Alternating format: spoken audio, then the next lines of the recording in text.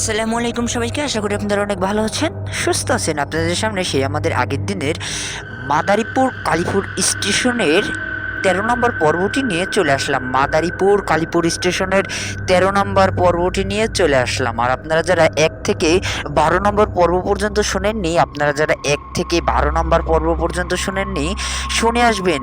যারা সরাসরি ১৩ নম্বর পর্বটি শুনছেন, সরাসরি ১৩ নম্বর পর্বটি শুনলে বুঝতে পারবেন না। তাই অনুরোধ রইল ১ থেকে ১২ নম্বর পর্ব শোনার পরে তারপরে ১৩ নম্বর পর্বটি শুনবেন, তাহলে পুরো ঘটনাটা বুঝতে পারবেন। আবারও বলছি, ১ থেকে ১২ নম্বর শোনার পরে তারপরে ১৩ নম্বর পর্বটি শুনবেন, তাহলে পুরো ঘটনাটা বুঝতে পারবেন। আর বেশি কথা বাড়াচ্ছি না, চলে যাব ঘটনায়। আর ঘটনায় যাওয়ার আগে আমরা আর একটা কথা বলি। ঘটনার শুরু থেকে শেষ হওয়া পর্যন্ত কোনো ভুল হলে ক্ষমার দৃষ্টিতে দেখবেন। ঘটনার শুরু থেকে শেষ হওয়া পর্যন্ত কোনো ভুল হলে ক্ষমার দৃষ্টিতে দেখবেন। কথা বাড়াচ্ছি না, চলে যাচ্ছি ঘটনায়। ওই তাবিজটা পাওয়ার পরে আমাদের মধ্যে যে অজ্ঞান হয়ে গিয়েছিল, আপনারা হয়তো ১৩ নম্বর পর্বটি শুনলে বুঝবেন না যে কে অজ্ঞান হয়ে গিয়েছিল। ১ থেকে ১২ নম্বর শোনার পরে তারপরে বুঝবেন। কথা বাড়াচ্ছি না, আমরা ঘটনায় চলে যাচ্ছি। আমাদের মধ্যে থেকে একজন অজ্ঞান হয়ে গিয়েছিল, তাকে আমরা যখন বাসায় নিয়ে আসি, অজ্ঞান হওয়ার পরে তাকে আমরা ওখান থেকে ১-১.৫ ঘন্টা পরে জ্ঞান ফেরাই। তার জ্ঞানটা ফিরছিল না, তারপরে তাকে জ্ঞান ফিরিয়ে বাসায় নিয়ে আসি। বাসায় আনার পরে ওই দিন রাতে তার বিকট জ্বর।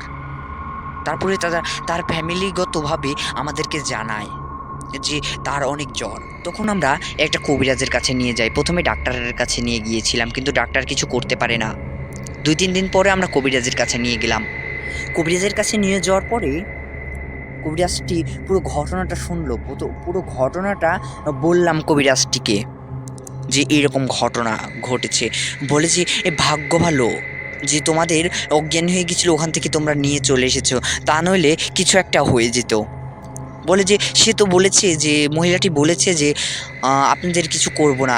বলে যে কবিরাজটি বলে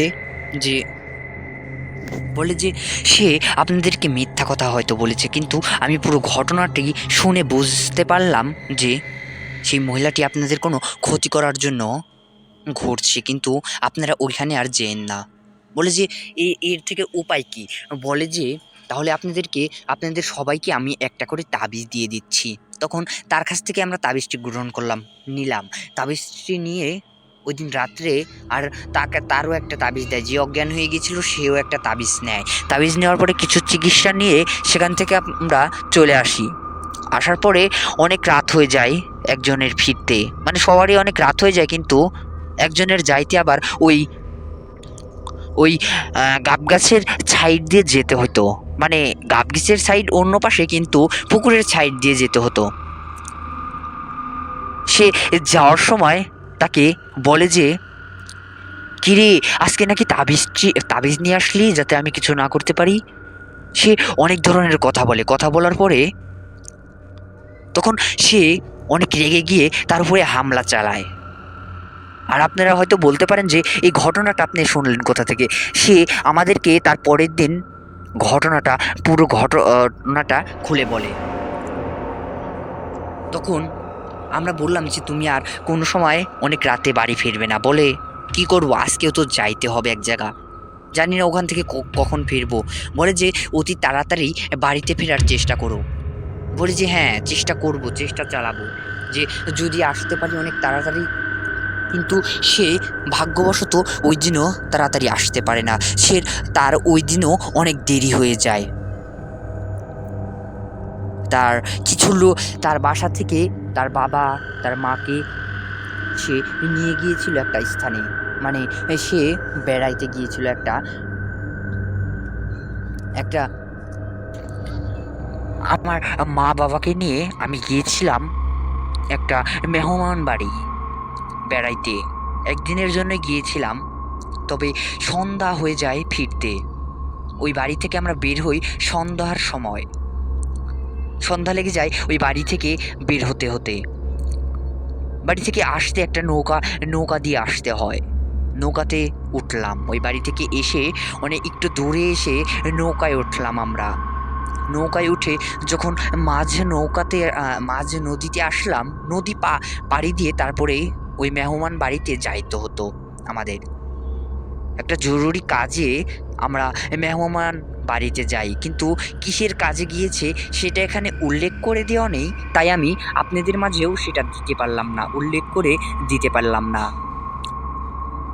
এরপরে এরপরে সে মাঝ নদীতে এসে তাদের নৌকাটা নাকি একাই আস্তে আস্তে ডুবে যায়। তার বাবা অন্যদিকে চলে যায়, আর নৌকায় অনেক মানুষ ছিল। অনেক বড় একটি নৌকাটিতে অনেক মানুষ ছিল, কিন্তু নৌকাটি ডুবতে ডুবতেই আর কোনো মানুষকে দেখা যায় না। নৌকাটা ডোবার সাথে সাথেই আর একজন মানুষকেও দেখা যায় না সেখানে। জানি না কোথায় চলে যায় তারা। আর আর মাঝিটি যে কোথায় চলে যায় সেটাও আমরা বুঝতে পারি না। তখন আমার বাবা অনেক চিৎকার করে, মাঝি মাঝি করে, মাঝি মাঝি এরকম করে অনেকবার চিৎকার করে, কিন্তু মাঝিরও কোনো খোঁজ পাওয়া যায় না। নৌকাটি ডুবেই গিয়েছিল প্রায়। নৌকাটি ডুবে যাওয়ার পরে আমরা অর্ধেক ডুবে যাই, কিন্তু আমরা বুঝতে পারছিলাম না যে কোথায় যাব এখন। আমরা মাঝ নদীর মধ্যে আমরা ডুবে গিয়েছিলাম। আমি আর আমার আম্মু অনেক চিন্তিত ছিলাম। আমার বাবা তো চিৎকার করছে সেই মাঝি মাঝি করে। জানি না মাঝিটাও উধাও হয়ে যায় কোথায়। আর এখন আমরা কোথায় যাব আমরা বুঝতে পারছি না। নৌকাটা তখন অর্ধেক ডুবে গিয়েছিল। আমরা অনেক চিন্তিত হয়ে যাই। আস্তে আস্তে পুরো নৌকাটাই যখন ডুবে যায়, তখন দেখি অনেক দূর থেকে একটা নৌকা আসছে। নৌকা বলতে কেমন, মানে আলো নিয়ে আসছে। তখন আমরা হাত উঁচা করি। তখন কে যেন কোথা থেকে যেন বলে অনেক জোরে যে এখন আর হাত উঁচা করে তোমাদের কি কোনো লাভ হবে না, তোমরা মারা যাবে। জানি না এই কথাটা কে বলে। তখন কে যেন বলে যে তোদের এরকম হাত উঁচা করতে আর কোনো কিছু হবে না, তোদের আর কোনো উপায় হবে না, কারণ তোরাই এখানেই মারা যাবে। কিন্তু কথাটা যে কে বলে আমরা বুঝতে পারি না। এরপরে